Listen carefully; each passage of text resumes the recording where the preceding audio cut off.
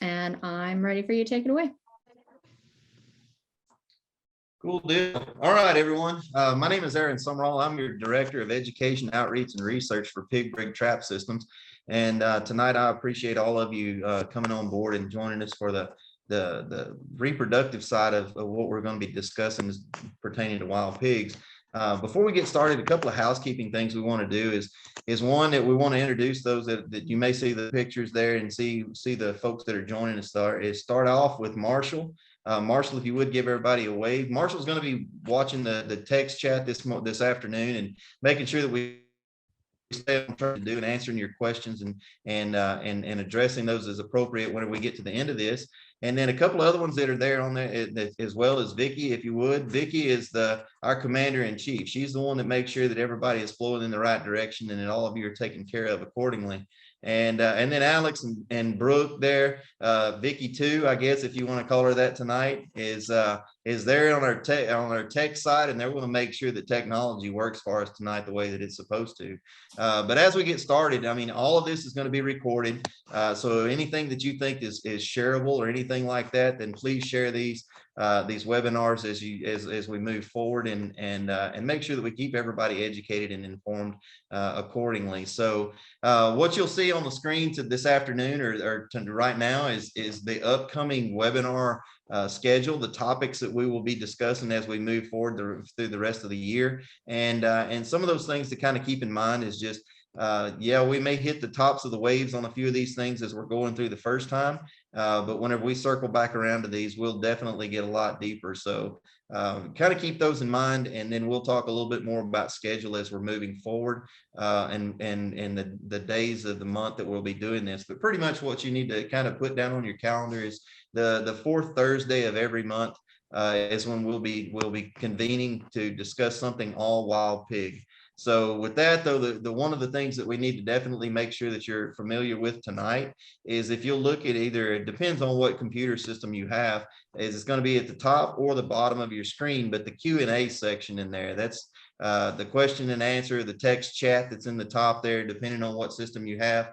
What I would like for you to do now is just to go ahead and give us a hi or a thumbs up or something like that in that text chat, just to make sure that everybody understands how to use that Q&A or text chat feature on your computer, because that whenever we get to the end of this tonight, we're going to address any questions or concerns or thoughts that you may have, and that's the feature that we're going to be using. So just go ahead and hit us up with something really quick to let us know that you're there, you got your ears on, and Marshall is definitely going to be watching that as well as we're going through. So with that, just again to remind everyone that these are recorded, that they may not have been able to join us tonight, that we can definitely get those links out, or you can move them around as well to make sure that people stay informed moving forward.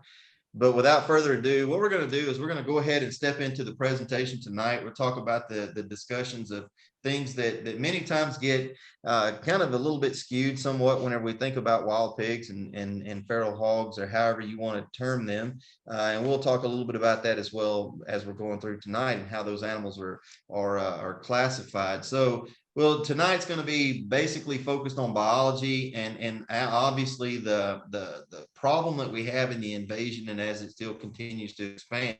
So first and foremost, what we need to kind of get things, the basis set on this is, where did they come from? Where did this problem start? How did they get here? So forth and so on. And what we need to kind of keep in mind is that they've been here for quite some time. And whenever Spanish conquistadors started coming to the Caribbean, they brought livestock species of numerous types with them as a food source. And we can find pigs first start showing up in written record as early as 1494 through the southern Caribbean islands up into South Florida. Around the turn of the 1500s. The guy that we end up sticking this to is Francisco de Soto.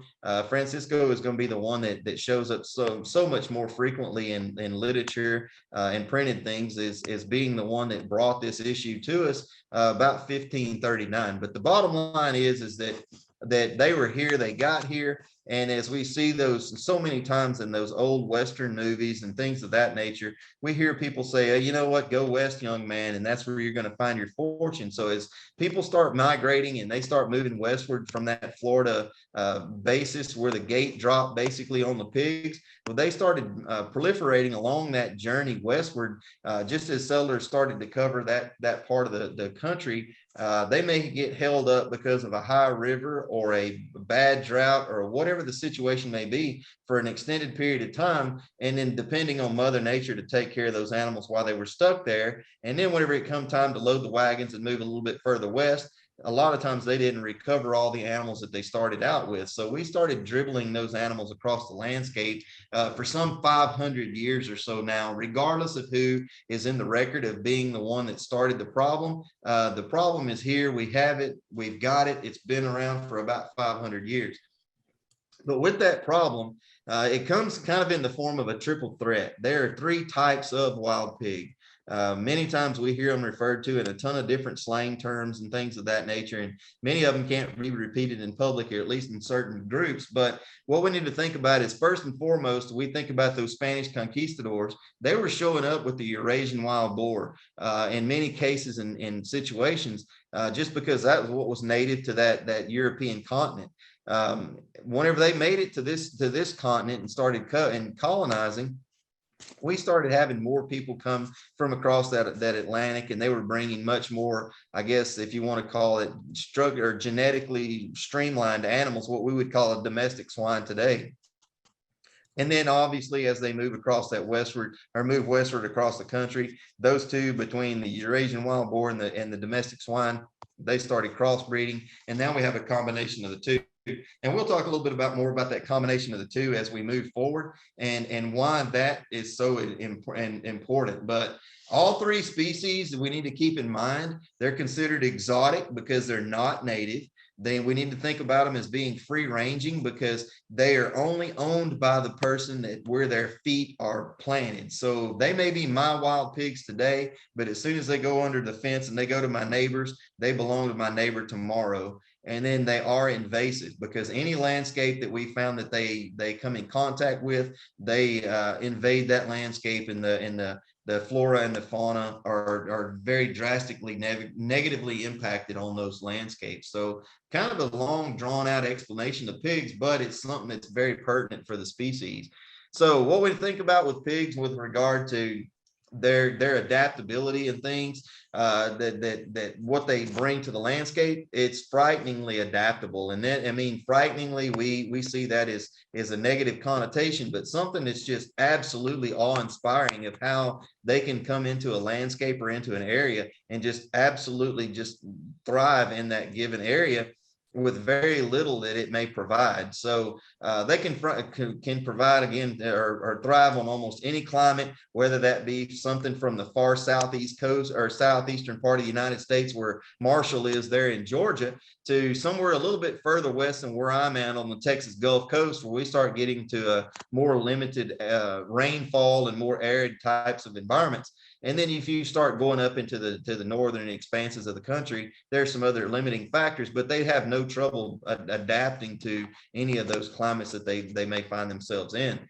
They are considered an opportunistic omnivore. And whenever we know what an omnivore means from our fourth grade biology classes, it's just that they take advantage of both plant and animal resources with regard to nutrition, and will adjust their diets accordingly, depending on what the climate throws at them and how they need to sustain their life. And then also, this is the big thing that we're going to be talking about tonight, and the driver of tonight's discussion is adequate nutrition leads to immediate reproductive viability. And we really can't impress upon it how much that immediate reproductive viability can really set itself in place. So with that, though, we need to kind of set the stage for where the problem is right now. What is the problem that we're facing right now? And wild pig population is one of the most difficult things to set a number on across the country, across the world, because populations fluctuate so rapidly from lows to highs based on nutrition, based on human pressure, things of that nature. But whenever we look at research right now, or look at those published articles, we can see that everybody is kind of drawing a consensus around somewhere in the neighborhood of about 9 million nationally across our great country. And then whenever we look at that internationally, the numbers just absolutely skyrocket. The scary part about this is that the data sets that we look at, whenever we start looking at population, data sets also will give us an idea of what that population is doing, whether it's increasing or decreasing or so forth and so on. But the problem with the pig situation is that we've seen that population increasing in certain areas, depending again on resources available, but in certain areas as much as 25% in every 5-year increment. So the lack of management or the absence of management or good nutrition, good of water availability, things like that, those numbers can go off the chart extremely quick. The other issue that we see right now, no matter where you're at on this planet, the damages continue to increase just because of the way that people sprawl across the country or across the world, and then the actual commodities that they may have and the way that pigs are interacting with those commodities. But what we need to think about right now in the United States is that if we look at agriculture, and when we use the term agriculture, we need to lump that into including natural resources, which would be our wildlife and our water and our environmental. So agriculture carries a really big bubble in there. But the other things that are coming quickly into that stage is residential and recreational damage. And when we think about those inclusions into the damage area, we find that it's pretty consistent that we're looking at about $2.5 billion annually in wild pig damage in the United States alone. And many people say, well, that damage is a rural situation. That damage is out of sight and out of mind for me. And the one thing that we need to definitely bring to your attention is, yes, it's definitely seen in the front lines in the agriculture realm and in the natural resources realm. But I have an extremely good late friend that he's passed now for some years, and his response to this and people saying that they were only direct or indirectly impacted is that, yes, if his analogy was, if you eat, you wear clothes, or you live in a house, you're going to be impacted by wild pigs just because of the commodities that they impact. And that's very accurate. So we may see it on the agriculture or natural resources side on the front end, but everyone that buys commodities off the shelf at a retailer, you're going to experience that on the indirect side. And where we've seen recent research come out is to indicate that for every pig on the landscape, we're looking at about $300 per pig per year in damage. So that's an issue. That's a number that's definitely not going down, and that's just because of the expense and what those commodities are doing economically. And very few of those commodities are decreasing in value just because of acreage availability, the demand on those commodities, and so forth. Which means obviously the cost per pig per acre per year is going to continue to increase. So other things that we need to do tonight is that we need to set the record straight about pig reproduction. We got it here listed as something about litters. And basically that gets to the nuts and bolts of the whole thing. Is the bomb starts when the litter hits the ground. So we need to kind of set the record straight. There's a lot of opportunities for people to receive the wrong information whenever they start hearing things about wild pigs or feral hogs, however you choose to define them. And we need to get that taken care of and making sure that you've got the appropriate information moving forward. The first thing is that nutrition powers the reproductive cycle. Without nutrition, we don't have litters. Without nutrition, we don't have reproduction in any facet. Their body condition has to be sustainable for a gestational cycle. So if you have fat cattle, if you have deep grass, if you have exponentially increasing deer numbers, and those deer are healthy, you have excellent quality of water. You have all these things that what we strive to have as far as land and livestock managers, wildlife managers. What we need to think about, though, is that what is going to be an indirect beneficiary of our good management? If we have good management on the landscape, obviously pigs are going to benefit from our good management. So it's one of those things we tell people all the time, that you may have fat cows and you may have fat calves. You may have deer that are far exceeding their expectation according to their age. It's because you have things in place for them. And whenever pigs walk by that location of food, water, supplementation, whatever the case may be, at 3 o'clock in the morning, they're not going to continue to walk by that and say, no, that's for those other animals. That's not intended for us. Of course not. They're going to stop and take advantage of what you do to promote good resources, good health, good ecosystem management. And so what we need to think about is that whenever that nutrition is available and how that nutrition continues to be available, whenever it gets to that point where that the body of that female, the body of that breeding age boar gets reproductively sound, and breeding takes place, the gestation of wild pigs and domestic swine as well is less than 4 months. And what we tell our people whenever that we try to give them a number that's easy to remember as far as the gestation of swine is just the number 3. It's 3 months, 3 weeks, and 3 days is what we tell people that we need to kind of put on the calendar for the gestation of a pig. So obviously we can tell that that's just shy of 4 months. And the number is 114, 115 days of gestation. So that's something that we need to think about as we move forward with this. But sows typically will have their first litter by their first birthday. A lot of the media out there, a lot of those informational highways will suggest that those females are going to start breeding at 6 months of age, that they're going to start being a reproductive situation far earlier than what they are. That does not say that a female is not going to breed as young as 6 months of age. What it's going to take for her to breed at that early of a stage in her life is just unbelievable nutrition.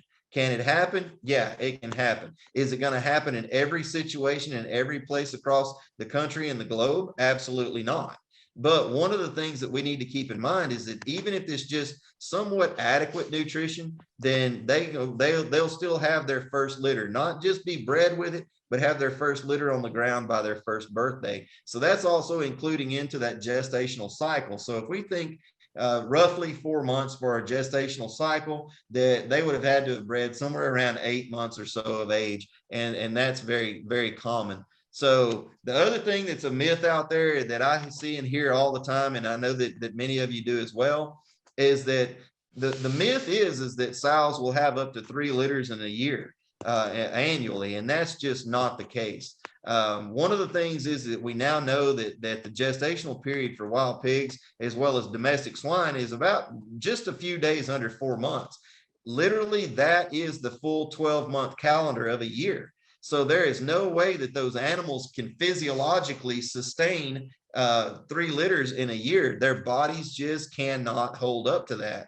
So once that gestational period is over, those pigs are on the ground. It's going to take time for their body condition to get back to what it needs to be, and those females to get back into breeding condition.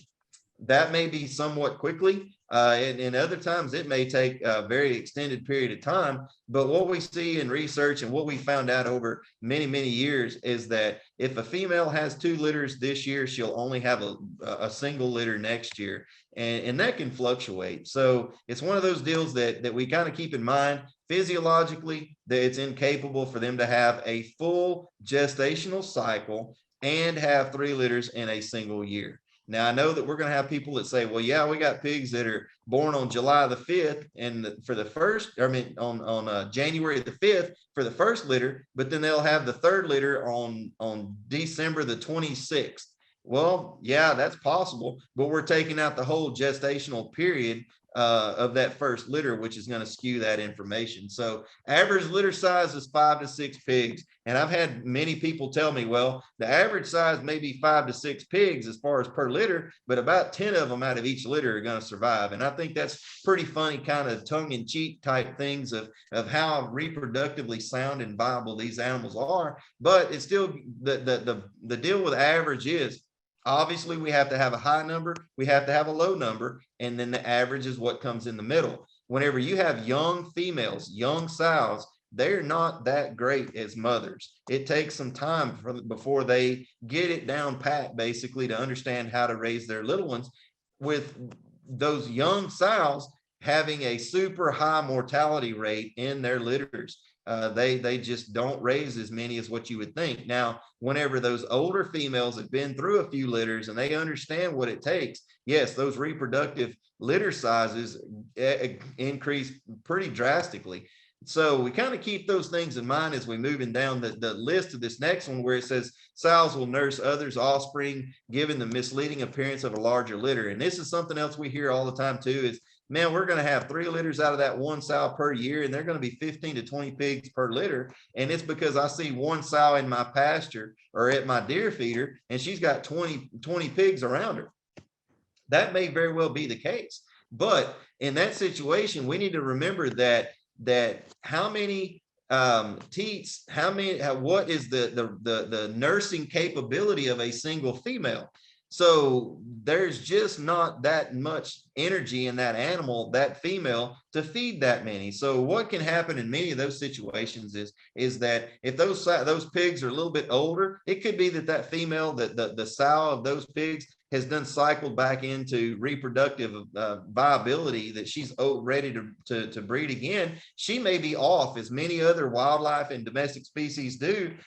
As they start cycling through that reproductive viability stage, they start to travel a lot more. They're out and they're literally looking around for breeding opportunities. So that one female, yeah, she may have 15 or 20 pigs around her, but she's not the mother of all of those animals. And as far as surrogate mothers are concerned with regard to sows, they're excellent surrogate mothers, because whenever she lays down to feed those pigs, she's not counting to make sure that all of those pigs are hers. If she has an open teat and there's another pig of another litter that's there close, they're going to take advantage of it, and she's not going to protest. So there's a lot of these misconceptions just because we see things at face value that we need to look a little bit deeper in and move forward. The other thing that we need to do out there is think about life expectancy. Again, too, life expectancy is built on an average, which means the high and the low, and you average them together. Life expectancy on an average is about 4 to 5 years, which means that we can definitely have pigs that live up to the 10 plus years quite frequently. But because of the high mortality rate in those fetal litters, those early pigs, that's going to drive your averages where they are. It's one of those things that we have to learn the hard way whenever we start thinking about the grading system in their schools, is that we can make 100 on every test for 3 or 4 tests in a row, make a 40 on one, and it drives our numbers down, our average down pretty quickly. So averages are just that, the high and the low. We'll see what happens in the middle. So the other thing that I think this is something that's pretty cool, and I get the chance here to kind of draw back to some of where I'm from. This is Silsbee, Texas. And if you look in the top center of your page, it's 1914. Silsbee, Texas is in the county where I was raised, Southeast Texas. But one of the things you want to look at in that picture in that lower right corner is that we don't have dogs and cats roaming the streets of Silsbee, Texas in 1914. We have a lactating female that's right there in the middle of that street, which draws my thought as to where is that litter of pigs? If she's out there by herself, where is that litter of pigs? And when we think about that, you may say, well, that makes no difference. It doesn't matter where those litter of pigs were. And it definitely does. And the reason I say that is that, put this into your mind. If you've got a domestic cat or a domestic dog that you play with, you love on, and it's a part of your family, and they decide to go have a litter of offspring in the barn, whenever they have that litter of offspring in the barn and those offspring are not messed with or have interaction with from humans for the 6-8 weeks, whatever time it takes to wean those animals, what's the behavior of those offspring going to be? And obviously they're going to be crazy. They're going to be something that we need to kind of keep in mind, because this thing with the pig, this lactating female here, is those pigs are somewhere, and quite likely there's no human interaction. So whenever they get old enough to wean off and be on their own, then they're probably going to stick to the brush a lot more. They're going to stay in those hidden areas, and then they'll come out when they feel safe to get the nutrition that they need.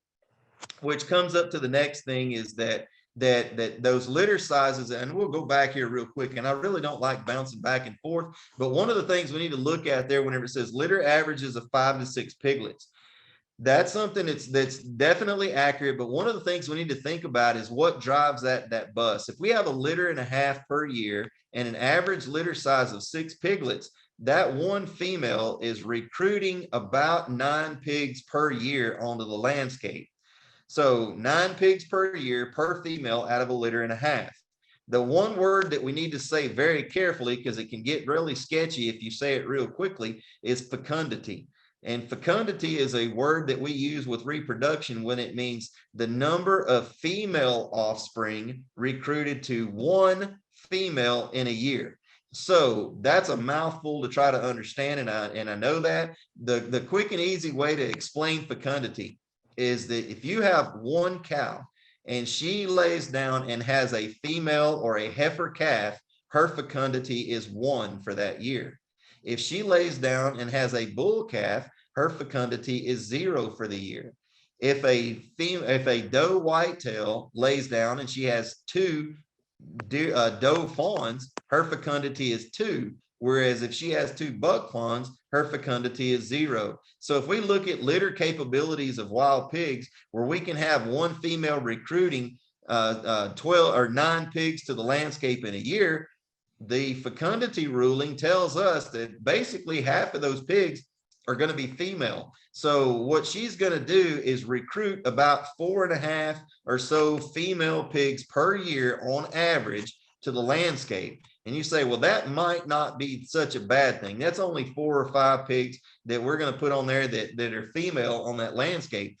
The question comes to mind is that if we know that by the time that those little girls have their first pig is only a year later, we went from one female having 1 litter in her first year. Now we have 4 more or 5 more females that's going to be adding litters for their first time within a year. So that's the big issue that we really need to think about with regard to reproductive capabilities and potential, is the number of females that a single female can add to the landscape in a single year, in an annual year. Now, whenever we start thinking about pigs, and this is kind of where we're going to start kind of reining some things in. And I know Marshall's watching the chat and the questions, and we'll get to those here in just a quick second. But one of the things we need to keep in mind is that pigs are like us in a lot of ways, in that they have a simple, inefficient, monogastric digestive system. Basically, what that means is a whole mouthful of saying that we have a digestive system that's just not real good. That's why pigs have to eat all the time. That's why we have the snack cravings that we do. That's why we have teenagers that just can't seem to fill out and fill up because we think they have a hollow leg or something. They eat consistently. It's because of a digestive system and a really ramped up, efficient metabolism. So what we're going to see is that pigs are going to have to feed multiple times each day. And when we think about pigs in their normal setting, and wild pigs, feral hogs, in their normal setting, is that they are considered a diurnal species, which means they feed most heavily at dark or at daytime. But in that same thing, if you think of the 24-hour clock as 2 12-hour segments, then they get up at dark and they start to feed most heavily at dark. Then they do it again at daylight. That same 12-hour cycle, we need to think about ourselves. Why is it that we typically try to eat at least 3 meals a day? Well, we run out of gas. Our stomach gas tank doesn't hold up that long. So those animals will get up as soon as they feel safe to be able to feed. They'll feed at dark, they'll feed at daylight, but they'll also have to feed sometime during the middle of the night to make sure that they keep enough in that stomach. The other thing that we need to think about is that during the daytime, whenever those pigs have found a place to bed up for the day, one thing is they're going to be close to water. They may not be bedding right there on top of the water, but they'll be close to water. But they have to get up sometime during that 12 hours of daylight, at least to get a mouthful to be able to make it through till the next nighttime. So when we start looking at the way that pigs move across the landscape, if they feel any pressure at all, one of the quick ways to find out if you're in a bedding area for wild pigs is that if you find an area that is extremely deep rooted, like the picture that you see there on the left-hand side of the screen, that animal is definitely trying to get down deep into that ground. The reason for that is the deeper they can get to find the nutrition that they need to get through those daylight hours, the less that they have to go on excursions from their bedding during the daytime, which means they don't have to expose themselves to management options. So they're going to stay closer to their bedding during the daytime, closer to water during the daytime, and they just have to dig a little deeper to be able to find what they need to as far as nutrition to make it through to the next nighttime phase where they can really get out there and fill those tanks and move on and do what they do. But again, too, one of the things that we see is that interruptions in the activity interfere with the digestion. So we go out there and we're working on those animals and we're keeping pressure on them. If you keep pressure on them, no matter what time of the day that you're keeping pressure on those animals, they're going to adapt and adjust accordingly. So if the pressure on those animals is never anything other than the middle of the night, then yeah, you'll start seeing pigs feed during the daytime because they're going to avoid that pressure. Which on the opposite side, obviously, a lot of us want to do our management options during the daytime, and you may not ever see a pig out in the open during the daytime if you have heavy management options on that land at that time. So kind of think about that pig has got an inefficient system that they have to fuel. They have a limited time to be able to do that. So if the more you limit that time, the more that they're going to continue to ramp up the destruction during certain times or in certain locations. So I mean, again, too, there's just unbelievably fascinating animals. And the way that they adapt, their intelligence is unbelievable, and what they can do to see how they can progress. So that is going to kind of wrap it up as far as the content part of what we wanted to discuss tonight. What the whole goal of these webinars are going to be, these monthly webinars are going to be, is to try to keep no more than an hour of your time on this focus, that we'll cover the topic for 30 or so minutes, 35 minutes, and then give as long a time as we need to answer questions that you may have or that may have come up. So what we'll do now is you start to kind of warm up your fingers and get ready to enter into that chat feature with your questions. I want to just kind of to draw your mind back again to the future upcoming webinars. The webinar in July, we're going to get a lot more in detail about the specific economic impacts of our natural resources, including agriculture. So it's going to paint that picture a lot more specifically about how these animals are not just a rural or an agriculture or a wildland issue, that they are very much more an issue for every one of us, regardless if it's direct or indirect. And then August, we'll start getting into some of those places that you would think that pigs would never be in those urban environments and fragmented landscapes. So with that, what we'll do is I'm gonna see if we can't get Marshall here back on with us, and I know he's been watching the chat pretty closely, and we'll open this up to any questions that you may have. But again, too, what we need to do is think about these are recordings that they're going to be out there and available from now on, and as long as there's nothing new to them, then we can continue to go back to them. And obviously, we're going to make sure that we keep that information pertinent and current and moving forward. The one thing too, before we give Marshall the floor here to start giving us those questions, is that if you do not see a topic that's on that list that's coming up, definitely let us know, because even though these are already set, it's kind of in motion of what we'll do. If there's an emerging issue or something that you see that we need to address, we don't have a problem at all with a topic on the list and covering that topic as it may be emerging in your particular situation. So definitely keep us in mind. We're definitely going to make sure that we keep pushing education, pushing factual information, and how we're going to be able to address the situation that pigs are bringing to the table. But other than that, this is what you'll do moving forward off those topics that we just showed you. If you're going to join with us in the future, and I hope that you do, and I hope you bring your buddies. One of the things that we want to do, if you've seen a topic that's there, and I'll jump back real quickly.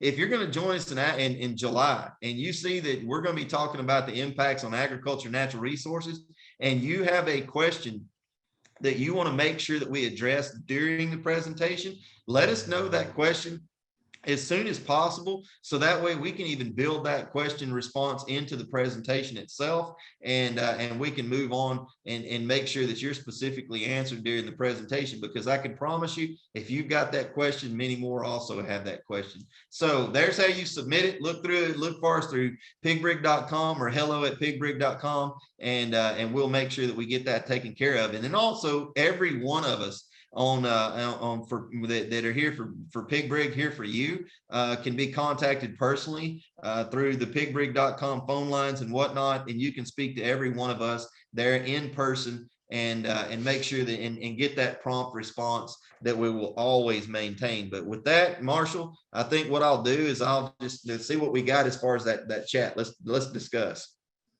All right, the first question that we have for you is, let's see, what percentage of pigs need to be eradicated in order to reduce the overall pig population? Excellent question. This is something that's all discussed all over academia all the time. And the thing that we need to keep in mind about the number, the percentage, is that again too, it's so many times it's discussed as the minimum. What do we have to do as a minimum?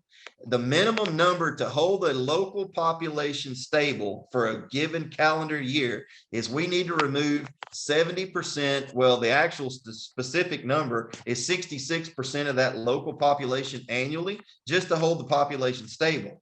So my thing is my question is to everybody is, can we remove 66 or 70%? Absolutely we can, because we have an integrated opportunity to put management approaches on those. The other thing that I'm going to draw to your attention is the minimums. Is this is the way that I look at the minimums. If we're going to look at only having to worry about hitting that low bar, that 66 or 70% to hold the population stable, I'm going to draw attention back to, I guess, my educational career. 70% is passing, right, Marshall? As long as we hit that 70%, we kept parents off our backs. We did what we needed to do. We kept getting to put our feet under the dinner table, right? So if we're looking at just maintaining the minimums on that 70%, what happens, Marshall? No, this is what I did. I know whenever I was in school, if I was going to ever study for the minimum passing rate, I'm not wasting my time studying it at all. I'm going to always study for the chance to be able to hit the top of the bar. Because if I study just to make a 70 on a passing grade, what happens if I missed a question or two that I wasn't expecting to miss? If I missed those extra couple of questions, I fell below that bar and I'm wasting time. So the way that I see it is that we need to think about integrated pest management and what legal opportunities do we have to be able to remove pigs. And if you don't shoot for the top, because if you shoot for removing every one of them and we fall a little bit short, which is probably what we're going to do, we're still in that 90 percentile range, which is still doing an exemplary job. But if we only shoot for the minimums, we're inevitably going to miss a little bit short, and we're not helping ourselves in the long run. So I know that's a mouthful to say it, but, and if Marshall, if you got anything you want to add to that, definitely let's discuss this. No, that's perfect. I couldn't have answered it any better. Good deal. What do we have? What else do we have? I see there's quite a few of them coming through, and that's a good thing. Oh yeah. This next one, I'm gonna do it as 2 in 1. How far north are pigs found, and what parts of the world are they considered native?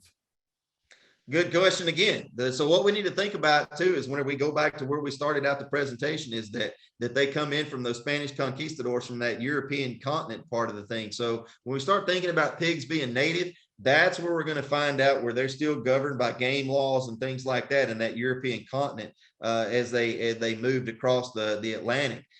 Pretty much everywhere else you start looking at, they're going to be an invasive species. They're not meant to be there. And that's just the way it is. I mean, that's one of the things that when we think about worldwide management of an animal, we don't have to worry about the animal just itself. We need to think about the way that they're seen as far as governing laws and things of that nature. And then also too, cultures. Many places that these animals are not native to, then what we need to do is we need to think about how the cultures in those areas have gravitated around those pigs as a potential protein source for diets. So Excellent question. They're typically in those European continents or countries rather. The other thing that was asked about how far north will they go, and this is something that we get another mythical thing that's out there that said, and I get it, people telling me all the time. Well, I guess you do know that pigs can't live in those extremely cold, arid environments.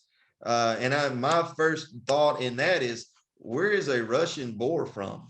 So that's whenever we start thinking about, again, those European continent, that European continent, that's really typically pretty cold, pretty deep snow, pretty harsh environments, and those dudes absolutely thrive in those environments. We have an unbelievable outbreak going on right now in the Canadian provinces, and we know in those Canadian provinces it gets cold. So what we got to think about is one of those wildlife laws. If you want to look at it, we know about Murphy's Law and things of that nature. We hear it all the time, but there's equal wildlife laws. The one wildlife law to keep in mind is Bergman's Law. And the thing with Bergman's Law is that the further north they go, the bigger bodies that they have in order to be able to hold body heat longer. You'll see the further north they go, typically their body sizes get bigger, but their leg lengths get smaller. And the reason that their leg lengths and their ear sizes and things like that get smaller is because that's minimizing the amount of surface area that blood has to get to the surface of that body. If you got long legs, you got a lot of blood vessels and veins and things like that gives the opportunity to lose body heat. So you'll see pigs start to kind of distort a little bit from the south to the north, and that's just because of the way that they were selected for naturally. Cold weather needs bigger bodied, shorter legged animals. So excellent questions. All right. What we have next is, what is the lifespan of a feral pig? Lifespan is something that we need to kind of think about a couple of different parts. One is going to be, what's the nutritional availability? Okay, if we got good nutrition, we've got everything's happening for us, we can definitely have those pigs reach past 10 years of age. Is that typical? In some places, it's typical every day, but in other areas, we don't see those animals lasting past 4, 5, 6 years. And especially if it's in an arid environment that they have water as a limiting factor, it doesn't take long, 6 months or a year with just unbelievably harsh drought, that those animals can't live through that. And you'll see those boundaries and those expansions kind of draw back just because of some of those limiting factors. But it's all over the board. Good conditions, we may have them 10, 12, 13 years. But if it's in harsh areas, there's going to be a lot of mortality. All right. How many piglets would a full-grown sow have over her lifetime? Well, and that's going to come down again too. We look back at that length of her life, and let's say that she does have good nutritional availability. She's going to live, let's say, to 12 years. Okay, and if her first litter is born at her first birthday, so we'll say 11 years worth of viability. All right, so what is a litter and a half? 1.5 times 11. And that's going to give you an idea of how many litters she could potentially have in 11-year reproductive life cycle, with an average of 5 to 6 pigs per year. So, or per litter rather. So if we look at 11 years worth of reproduction with an average of 9 pigs per year out of a litter and a half. So yeah, that's going to kind of give you the number that what we need to think about her moving forward. Now, the other thing is if we start talking about a single female, then the better the nutrition is and the quicker she learns how to be a mom, then that number of 5 to 6 pigs per litter can increase. But one thing to keep in mind about this, when people say about having 15 to 20 pigs per litter, is how many teats does that reproductive female have? So you may have 12 teats, but there may only be 8 that work. Something of that nature. So she's only going to be able to feed what she has the availability for. So there's some variability that goes in there, but that's an excellent question. If she continues to be on that landscape, she's going to continue to reproduce, and the older she gets, the more she's going to reproduce. So keep those questions coming, because we need to address them. Why are pigs attracted to creosote poles? Cool question. And that's going to go back to parasites, because one of the things, you look at a pig And most of the time you look at the hair cover on a pig, and I say hair and I did not say fur. Well, you have a look at the hair cover on a pig, you can see all the way down to the hide of that animal. They're sparsely covered with hair, which also too, in looking at that animal, you can see typically a pretty heavy parasite load, whether that be ticks, fleas, lice, things of that nature. So what they're looking for, not just on creosote poles, but you'll see it in the Southeast, especially from East Texas all the way to the Atlantic Ocean, that they'll rub on pine trees and things like that. They're looking for that petroleum product off of those creosote poles or out of those pine trees, any of those secreting trees. They're looking for something as a help from the parasite load that's on them. You'll see that during the summertime, like where we're at right now, that those pigs are just absolutely covered with mud. Okay, a couple of things on the mud. One, it's going to give temporary thermal relief. That cold mud is going to cool their body temperature down, because we also need to keep in mind that pigs don't have salivary glands. They don't sweat.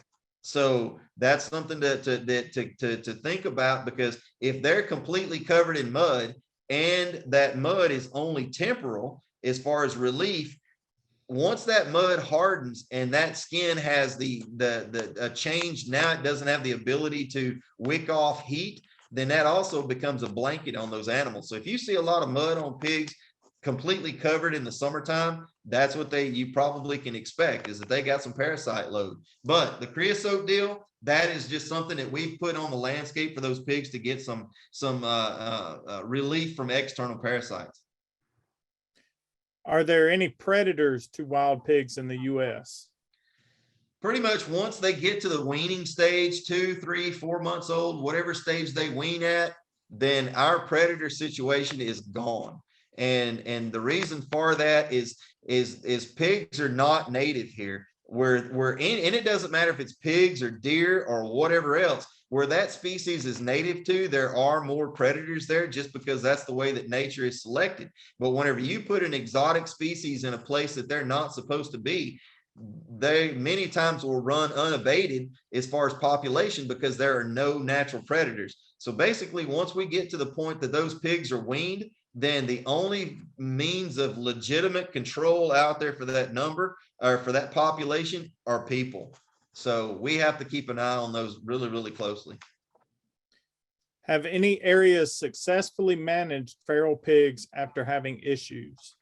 Yes, definitely. There's a ton of success stories all over the place. It's just going to see where you're at geographically and whether or not that opportunity exists. Now, where I'm at on the Texas Gulf Coast, I'm between Houston and Corpus Christi on the Texas Gulf Coast. We probably will never, as a geographic 10, 15, 20 counties, ever get rid of pigs.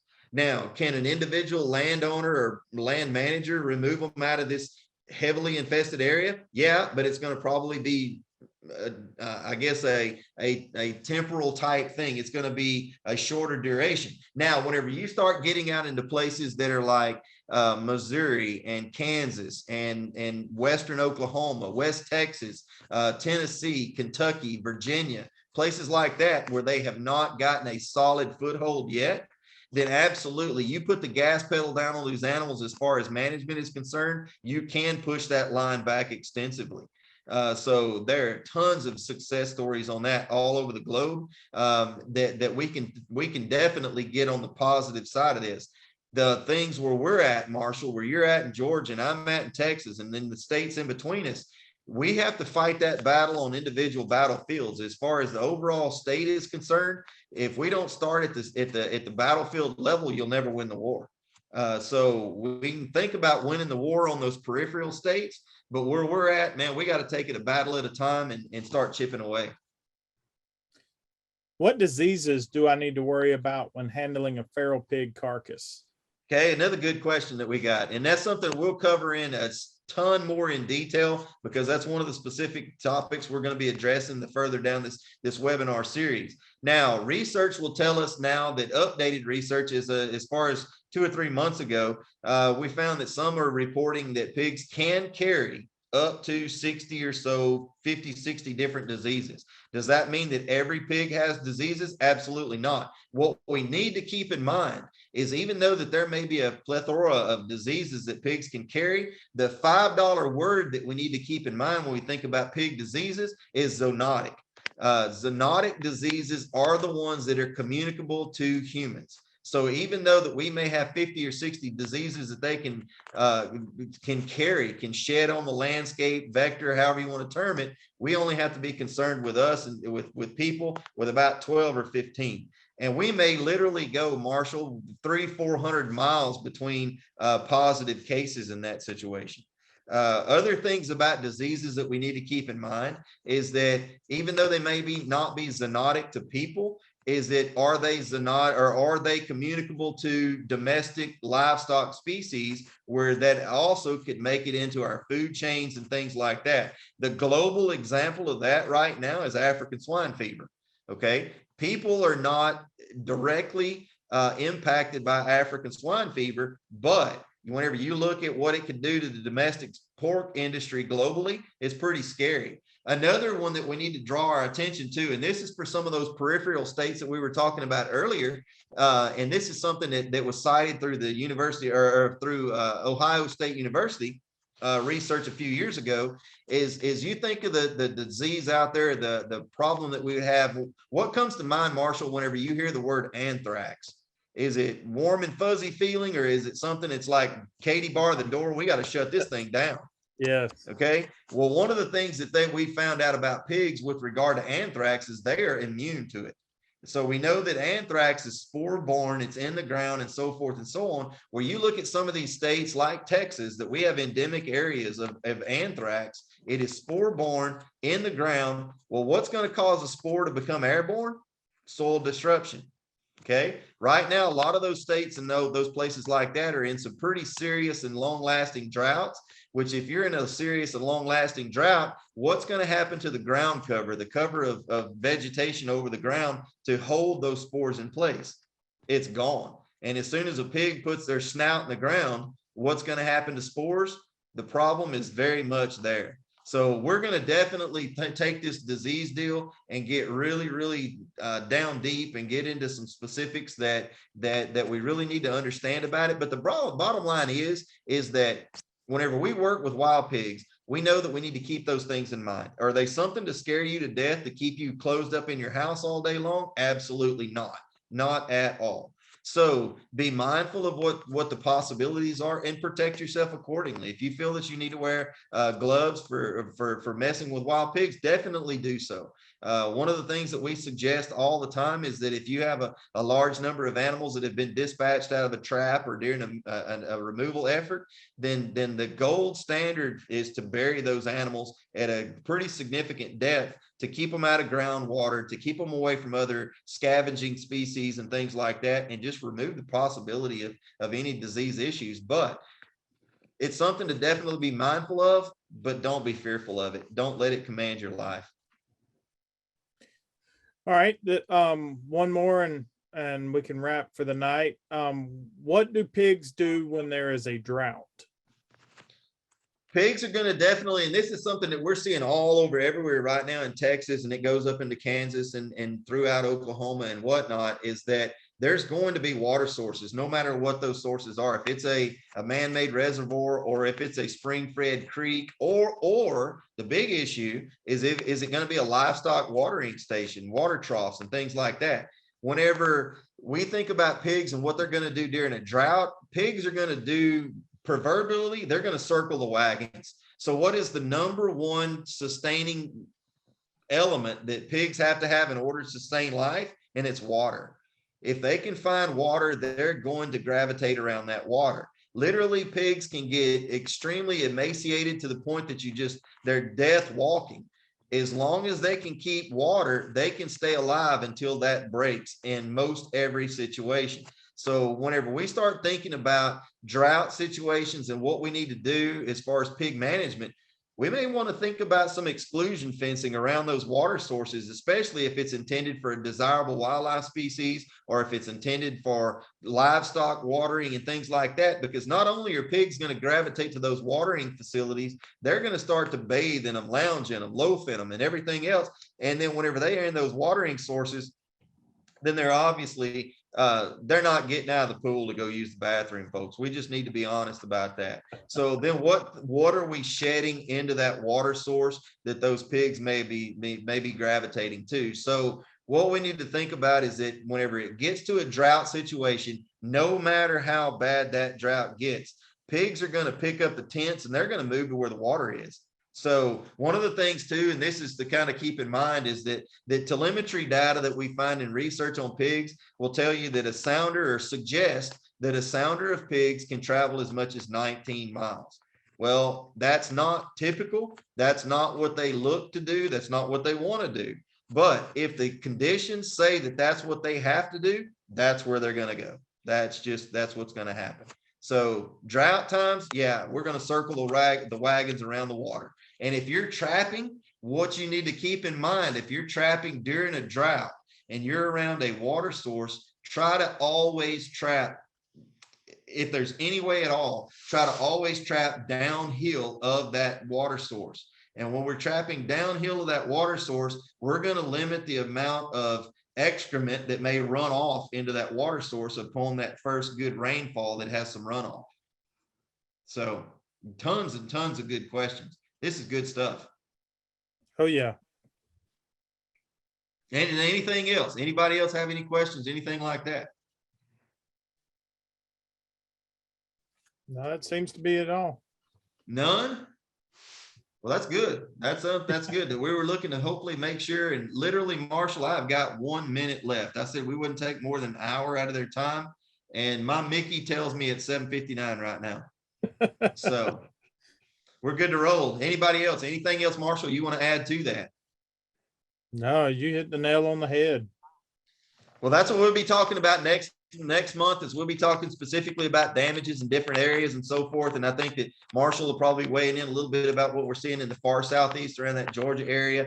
We'll probably have Ryan on and letting us know what's going on through that corn belt up around those areas in that further north expanse and things like that. So we'll get a little bit more feedback from folks that are more strategically placed out throughout the country with Pig Brig, and again, get some ideas of what's happening there. So something to keep on your calendar. That again will be July the 28th. It'll be the 4th Thursday of the month moving forward until further notice.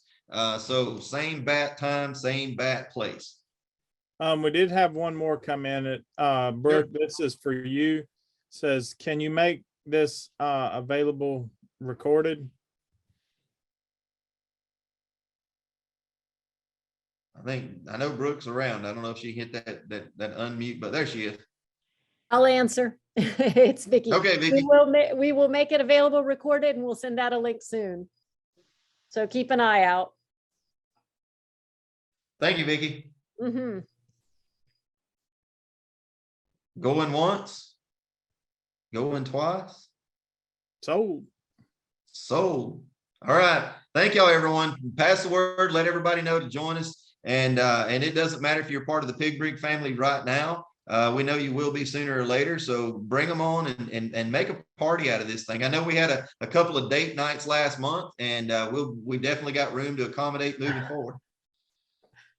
Thanks, everybody. Thank y'all. Have a good night. Thank y'all. Good night.